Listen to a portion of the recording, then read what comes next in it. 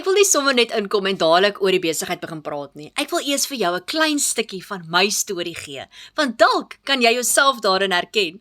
Ek is 'n mamma van 2 kinders, 'n dogtertjie van 6 en 'n seentjie van 9.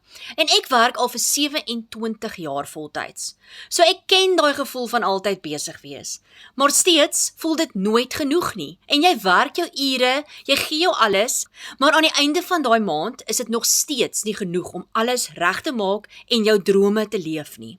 En eerlikwaar, die hardste deel vir my was, ek het baie van my kinders se klein oomblikke gemis.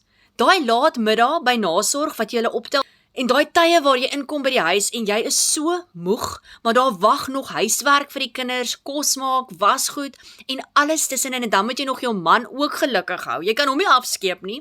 En iewers verloor jy jouself, né? En ek het op 'n stadium gevoel asof ek net probeer oorleef. En asof ek my gesin faal, al werk ek hoe hard. En toe ek op my moeilikste punt was, uitgebrand, leeg en emosioneel net moeg, het ek begin soek vir iets anders. Nie om ryk te word oornag nie, maar om asem te kan haal, om teenwoordig te kan wees, om weer tyd te hê vir my kinders en my man, sonder daardie konstante druk op jou skouers. En dit is hoe ek in hierdie wêreld van digitale inkomste in aanlyn werk ingekom het.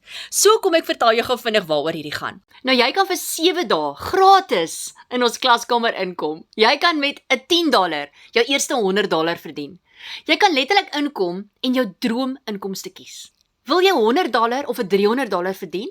Nou julle $300 is omtrent R5.000 in Suid-Afrikaanse rand. As jy dalk $600 wil verdien, dit is so R10.000 of selfs $900. Dis omtrent R15.000 julle. Jy kan letterlik inkom om jou droominkomste te kom kies. Daar is 6 opsies om van te kies. En ek wil jou presies wys hoe. So ek sal vir jou die inligting hier onder stuur. Kyk dit deeglik deur.